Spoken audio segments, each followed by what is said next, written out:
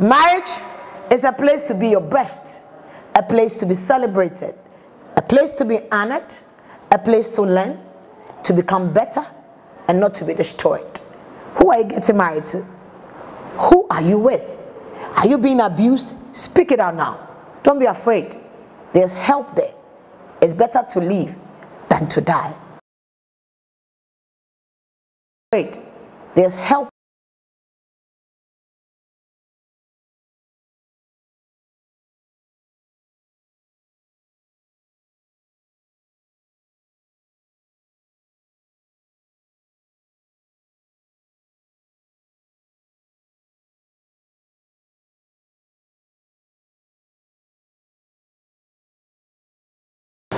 Yes, God bless you so much. Good evening to everyone. This is the Real Woman in Me show. You know how we do it every Monday, 10 p.m. to 10:30.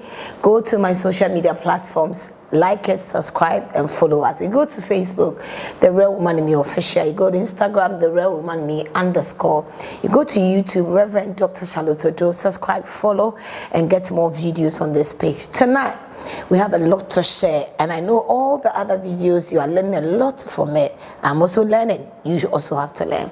Let's spice it up. Let's bring a change. Let's work it out and see a perfect end. I pray the Spirit of God will help us tonight to learn tonight. Today we are going to talk about the boldness or taking away fear and getting out, or how to deal with abusive relationship. One, people have this fear of what if I get out? What happens next? And all that. People are not bold enough to stand out to fight this issue called abuse. Listen, I've not seen anybody coming out bold enough to come and speak out and the person has been killed or something. No.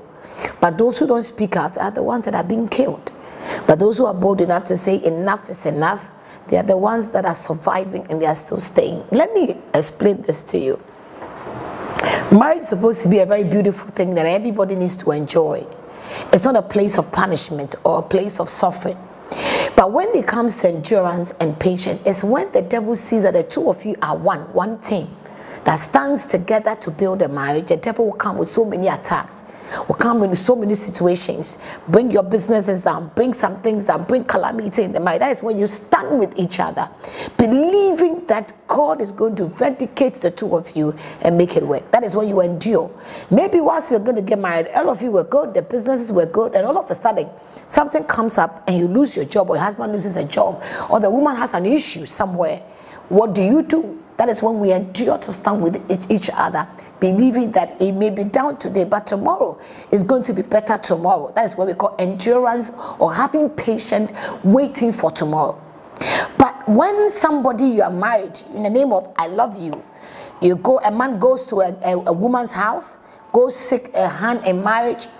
Well, you need to know this. When you go to a woman's house and seek a hand in marriage, you have not bought her. You ask for permission for her to come. You want to live with her and build a life together. You've seen that she's your destiny helper. You've seen that there is some potentials in her. That is why you went to a family to go seek a hand in marriage and marry her. Why then do we go to marry and then come and bully each other? Why then do we go to get married and want to treat somebody as the person is a trash? No, you saw some potential in that woman or in that man. That is why you came together to build it up. But the moment one becomes bigger than the other, normally when the women are making it in life, let me tell you, 80% of abusive marriage or relationship are women. Sometimes there are some of the men, when they see that the woman is doing well, maybe in a field of skills or education, she's doing well, it becomes a problem. I heard a story of a young lady that got married out of some situation. She was not able to pass her SHS and she didn't do too well. But then she just paused because there was no money or there was nobody to support or help her to continue or rewrite the exams and go to university. She has so many dreams that she wanted to get into and become somebody in life. But out of financial restraints, she was not able to rewrite and go to the university. So this is what she did. She had to learn some skills and build herself up, at least to save some money and earn some things for herself. So this young lady with determination started learning some skills, and she was good in it. Along the line, she got married to this young guy who is also a very good guy, who's also educated, has his masters in business and all that. I think he did economics or something. But he's good in his field, and they are building life together. So this lady has saved some money, and then she wanted to continue her education. So she just once told the husband that, said that, you know what, I think I want to further my education. Sat with the husband, discussed it, and said, you know what, I want to further my education. I've saved a little, and I think I have a little. So she just sat down with the husband one day and said that, Charlie babes, I've saved a little. A good woman, she has saved. Not that she wanted the husband to sponsor the education, but she has saved. And she wanted to sit down with the husband and discuss her education. And said, babes, I've saved a little. I want to rewrite my exams and go to the university. The husband frowned against it. She didn't really understand, but didn't really say anything. You know, in a bad way, says that, okay, you can just rewrite it. Thinking that the woman will not be able to do it, because the kids are there, have responsibilities, and she was doing some trading and all that. But before he got to know, she has rewrite the exams, and she passed. So when the result came, she sat so happy, told the husband, I passed my result, I passed the exams and all that, thinking that the husband would be happy with her and celebrate together. So she brought the result and said, hey babes, I've passed, and this time I'm going to university. She was happy to share with the husband the good things God is doing in her life, and she was happy her dreams are coming true.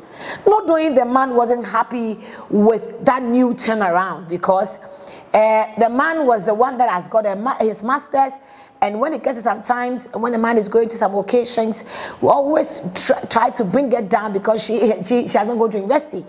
So he's always the boss in the house, talk to her sometimes in a bad way, but she never allowed those things to limit her. So she thought the husband would celebrate with her whilst she has passed and all that. With all the responsibilities, she was able to pass. Anyway, the husband didn't really celebrate with her. He also didn't say anything, but she was okay with it. She never allowed that attitude or those characters of the husband to stop her. She was determined to do what she wanted to do. And this time, nothing was going to stop her.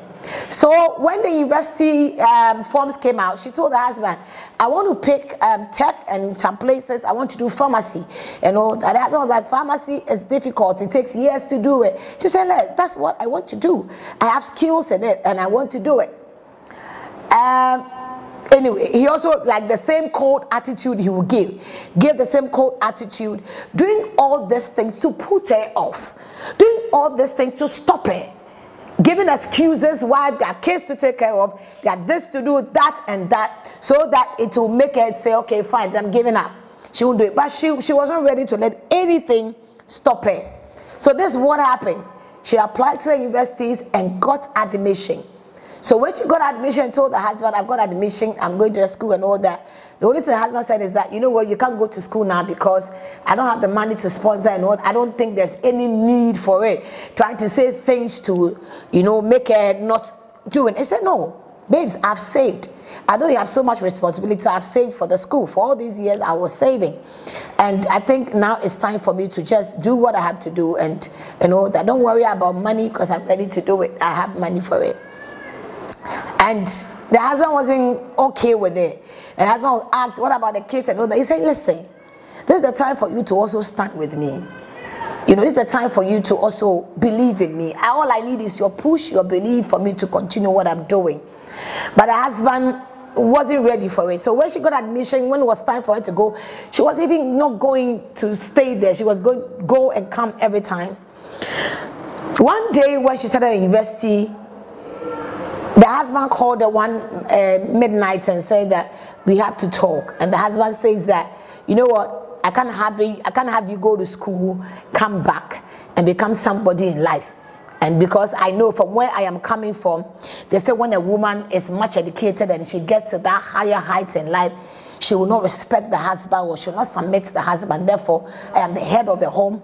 I'm telling you, the school ends now, you're not going to school. And the woman was like, why will you think so?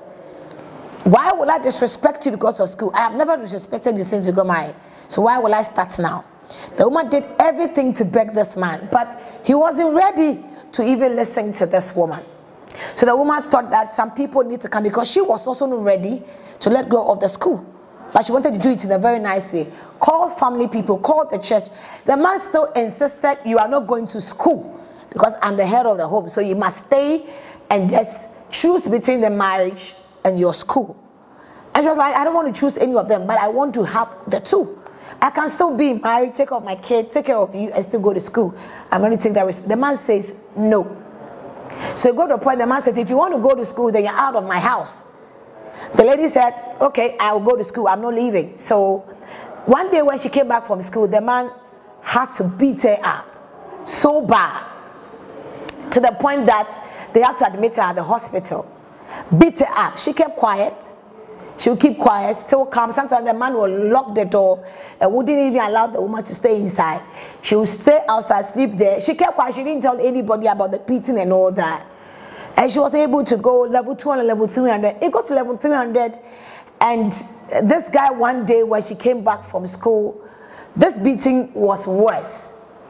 Beat her up so bad to the point that she collapsed and they took her to the hospital. And right there in the hospital, she said she wasn't coming back to the house again. This time, she wasn't scared what the people say. You know, all these times when we asked her, she was like, what would the church say? What would people say? I was ready to endure everything and I know it will change. But this time, she realized she almost lost her life, all because she wanted to go to school. So right in the hospital, she told her parents, I am not going back to that marriage based on that and that and that.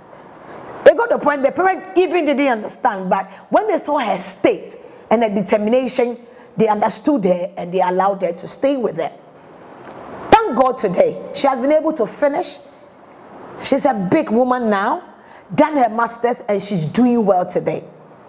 This man wanted to bully her because she wanted to go to school. She never spoke about it for almost 3 years when she was being abused, beaten, maltreated emotionally, physically, and all that. She kept quiet because she wanted to save face. What the church will say, what the people will say, how the world will see her, how people will say, or what people will say, what people will think about. Or maybe now she's in the university, so she thinks she's a big woman, and therefore she disrespected the husband. Society read meanings to the actions of women. Societies have everything wrong against the woman when she says, I've had enough and I want to walk out. Society will always blame the women when it comes to abusive relationship or marriage. Yes, endurance is good in marriage. Patience is good. It's good when the two of you are a team. It's good when the two of you are ready to make it work. It's good when the two of you come to that agreement and know that this is mine, this is yours. Let's merge it and make it one team. The Bible said, therefore the man shall leave his father and his mother and cleave to a wife.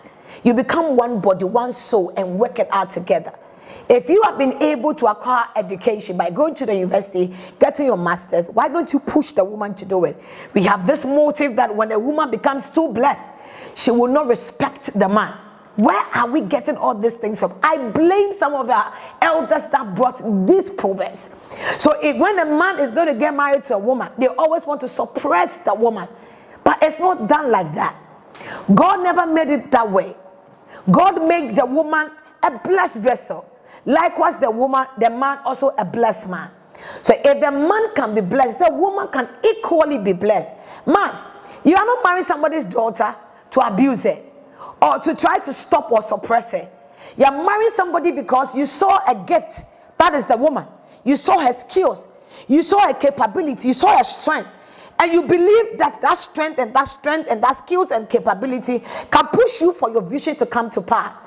If a woman cannot find herself in your vision or in your dream, she's in a wrong relationship. If the two of you met together, I respect who you want to be, respect who I have to be. If you can make money, the woman can equally make money. Money cannot change a woman unless she wants to change. Changing is a decision. There are many men, when you meet them, they have nothing. We build together with them. They are so gentle. The moment they get money, they change. If a man can change, a woman can change. If a woman would determine that, okay, I'm making money, I'm getting all the platform, I'm getting all whatever, but I still see my husband as my head. Money won't change it if she doesn't want it to change it. That's the same thing with the man. So the point is that, let's listen. If you're going to get somebody's daughter and bring her to your home, you don't own her. You take opportunity, love her, and then give her a place in your life. And if a woman, you are listening to me, and you know you cannot submit to that man or respect that man, don't waste your time with him. If it's all about the sex, I'm telling you, sex doesn't count anything in the marriage. After the sex, what next? You need to live with a man. I always tell people have married giftings. They've not married men or women. If you marry that gift, as you see him as a prophet, as a man of God, as a woman of God, she's a singer, or you see that because of a skill the person carries. The world celebrates the skill, but that person has a different character or behavior from what you see outside. He may be a prophet, he may be a man of God, he may be a woman, or he may be a singer, he may be whatever, as a famous star or whatever. But when you get to the house, he becomes a man. She becomes a woman. Can you deal with it? Can you live with it?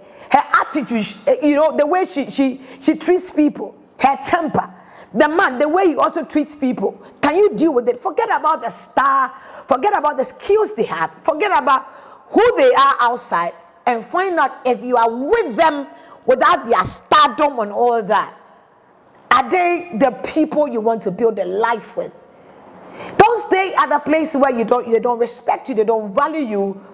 You are being wasted. You don't need to be there. So if you are married and you feel not respected, you don't feel love and all that, you need help. Talk to somebody so that they can sit the two of you down and talk. Maybe your partner doesn't really understand what we call support or love. We need to talk to the person.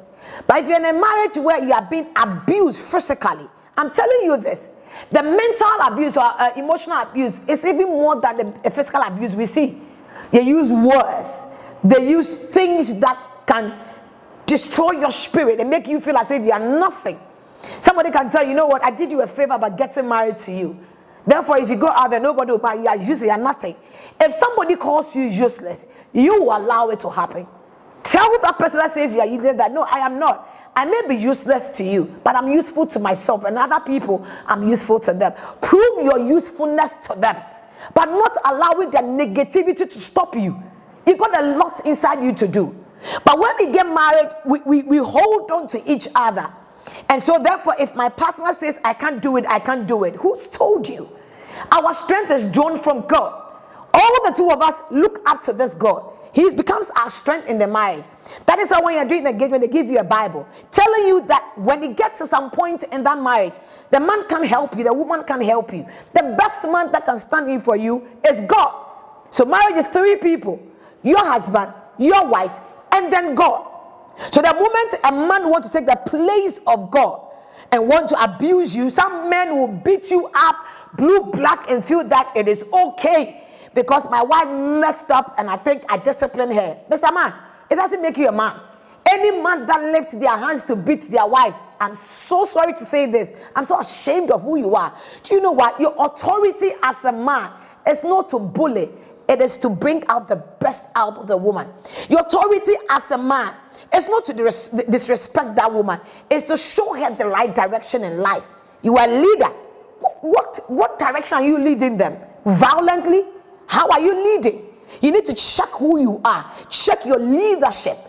Some people don't even understand what leadership is all about. They think leadership is egoistic. You walk in pride. You talk with a chest out. No.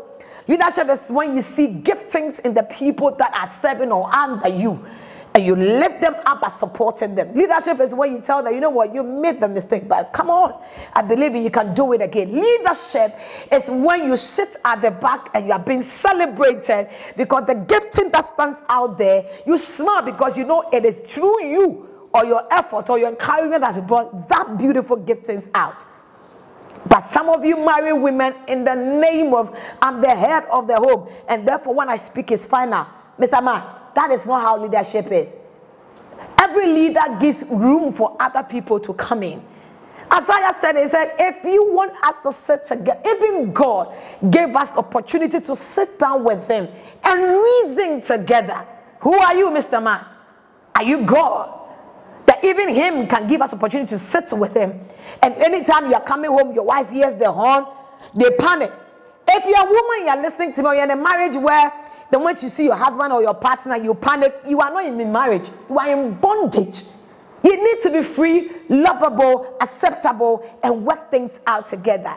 If you can't be okay to share your weakness to your partner and share your strength together, and you feel a little reserved because what if I go and talk, he will beat me up? What if I do this? Then I'm telling you this, if you're not married, walk out of it. If you're not married yet, and you feel intimidated in your relationship, or the man shuts you up, every time you want to say something, they shut you up. I'm telling you this, you don't need to be in a relationship with a person like that because they are sick. Do you know why I said they are sick? Many of us are too sick, we need help. Because from our foundation, I always say that women should listen to this. The men that are beating wives were brought up by women. And if you tell your girl child that is your place to serve your brother on the table, and when you finish, go wash the bowl. If you tell your girl child that when your brother messes things up, just let it be, he's a man of the house. When your brother shouts on you, don't say anything because he's the man. What are you teaching your son? Because some of the boys growing up, they feel big even when they are 5, 4 years. They sit on the table and mommy will say that, your sister, go check on your brother. So he feels he's a king and he needs to pull it. So when he gets married, he wants to order the wife around. He feels that because that's how the mother taught him. Mothers, listen, if he can eat, teach him how to cook. If he knows how to eat in a bowl, tell him when you finish, he should go and wash his bowl. Tell him how to honor women. Tell him how to respect women. Tell him that she wants to shout on a woman. Talk to her in a very nice tone. If you grow and you get to a point, he's never going to bully any woman because you taught him right. Some mothers want their sons to feel, don't touch this, it's a woman's job. So he also knows this one is for a woman. So when he grows up, he will treat somebody's daughter the same way. Mothers, how we are bringing up our sons is how they're going to treat their wives. How we are making our girls feel, our girl child feel. It's so bad to the point that when they get into marriage, they are always intimidated. They can't be who they want to be. If marriage cannot bring the best out of you, it's not marriage, you are enslaved. You are a slave to that man. If marriage makes you feel you are nothing, you are in bondage. Marriage should bring the best out of you. You should get that partner that says, you can do it, do it. I believe in you. A partner, even when you fail, tells you, you know what? You're not the only one that failed. Other people failed, but they are still doing it. I believe in you. That partner that believes in you, even when nobody believes in you. That partner that sees your weakness and tells you, hey, I'm going to be a strength to you and will lift you up. That is somebody you should marry. Not somebody that feels that in my clan or where I'm coming from, this is how men are supposed to be treated. Marriage is not your clan. Marriage is God. How God made it. Ephesians chapter 5. He says that we should therefore submit to each other.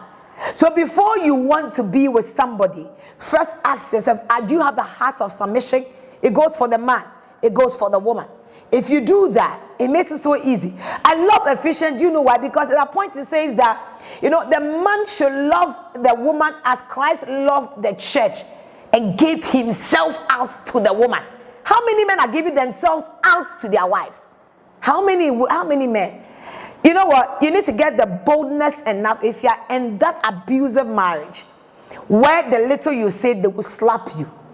Where the little you do, they will beat you up. Where the little you do, I've heard words like this. Other women will tell me. Let me say today I had an encounter with some couples and they were talking. I was just listening to it and I saw the attitude of the woman and I saw the man. And I was just trying to let them finish and I'll tell them what the problem is. The woman was talking. When she finished, I said, you are in pain. Then she just opened her eyes and said, yes. How did you know? I said, nothing. I asked the husband, what did you do to her? And then the husband said, okay, mommy, I made a mistake. I was angry once she was pregnant. I didn't know. And I pushed her. And she nearly lost her pregnancy. Since then, she has changed because she was a very lovely woman and all that. But since I did that where I dragged her, I said, you did what? He said, yes, mommy, I dragged her. I was angry and I dragged her out of the room and she fell. And she nearly lost the pregnancy. So the child that she nearly lost, they brought the child. And since then, the woman she has made her mind that she's going to fight back. And now, she won't sit down for the man to drag her or beat her up. She will fight. So she has become so violent. And it was bad. So I have to sit them down and say that when you are angry as a man, it is not beating that makes you a man. It is loving that makes you a man. And a woman, listen, if you want to pay him back, pay what he has done to you. Pay him back with love and not being violent. Sometimes we have to be bold enough and tell them that out of what you did to me, you maltreating me, it has brought too much pain in me. And that is why I also want to pay you back like that. So before I finished with them, the woman started crying. She said, mommy, that day was the worst day in my life. My husband dragged me. I said, why did you do it? I said, so up to now, has he done it again? He said, no, he hasn't because I'm fighting back. So and now the woman can also get angry and pick knife because she wants to also protect herself. If you are not careful, this thing called marriage will kill ourselves. We marry not to kill ourselves. We marry to bring the best, to have that institute, that beautiful institution, to enjoy each other's company, not to kill ourselves. If we don't agree or we don't understand, we can marry. Amos 3:3. Can two work together unless they agree? If there is no agreement between the two of you, my dear, don't pressure him to marry you. You feel within your spirit that this man doesn't believe in me. He doesn't even respect me. But because, mommy, time is going. Normally women, time is going. What will I do? I can't start again and all that. Sister, it is better to break a relationship than to break a marriage. So if you know you are in the relationship today, you are not being respected, you are not being honored, your views are not important. They speak to you and the slightest mistake, you are being beaten. Please end it now. But if you are married and they are beating you, stamping on you, please be bold enough and look for help. Don't sit there for him to maltreat you, beat you up because he thinks he has got the right. No man has the right to beat a woman. Neither a woman has the right to also fight the husband. Nobody has the right. I'm telling you today, not in the Bible, not in the society, not in the religion, nobody has a right to lay hand on you in the name of marriage. No. You went to pick somebody's daughter, ask a hand in marriage. If you know you can't handle it, go take her back where you picked it. If you know you don't have the heart of Christ to do the things God wants you to do, pick her back where you picked it. But if you understand what marriage is all about, and understand when trouble comes, how you can deal with it without beating her or without you to insulting him, I think we're going to have a better place. Because now society has made marriage look so ugly. But it is not ugly. It's a beautiful place to be. Sometimes we have our misunderstandings. Sometimes we have our quarrels. Yes, it's part of it. We are learning to know each other. But out of our anger, let's not try to abuse each other. When we are angry, let's not try to step on somebody. Let's rather show love, stand with each other, believe in each other, and bring the best out of each other. Marriage is a place to be your best, a place to be celebrated, a place to be honored, a place to learn, to become better, and not to be destroyed. Who are you getting married to? Who are you with? Are you being abused? Speak it out now. Don't be afraid. There's help there. It's better to live than to die. We don't die to marry. We live to marry. So if you know you are being abused mentally, physically, emotionally, speak it out now. Get help so you can also be alive. Otherwise, if you keep it up, you keep it within, continue allowing him to abuse you and all that, my dear, you'll die. And you die for what? For your children? They will suffer after your death. So if you want to live for your children, take decisions now. Be bold now. Walk out if you need to walk out. Get help if you have to get help. It's very important. But if you are not married yet and he's abusing you or she's abusing you, end it. You don't need to waste your time. There are better men there, and there are better women there. Let's find a best place or a best solution to make it work. Abusive marriage is not a place in the Bible, neither in the church, neither any society. Nobody agrees to it.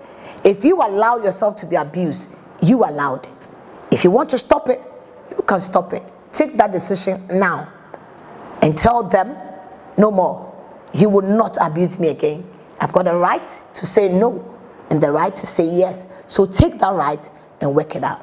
My name is Reverend Mrs. Charlotte Adu, and this is the Real Woman in Me show. You go to YouTube, Reverend Dr. Charlotte Adu, Instagram, The Real Woman in Me, Facebook, The Real Woman in Me Official. And let's do it together. Every Thursday night, 11 p.m. to 12 a.m., Midnight War. You can't miss it. Remember, I love you, but Jesus loves you more. And to all my people, God bless you. And to Ray, thank you. It's my husband, Apostle Dr. Solomon Adu. God bless you. Have a beautiful night. We'll meet next week. Bye.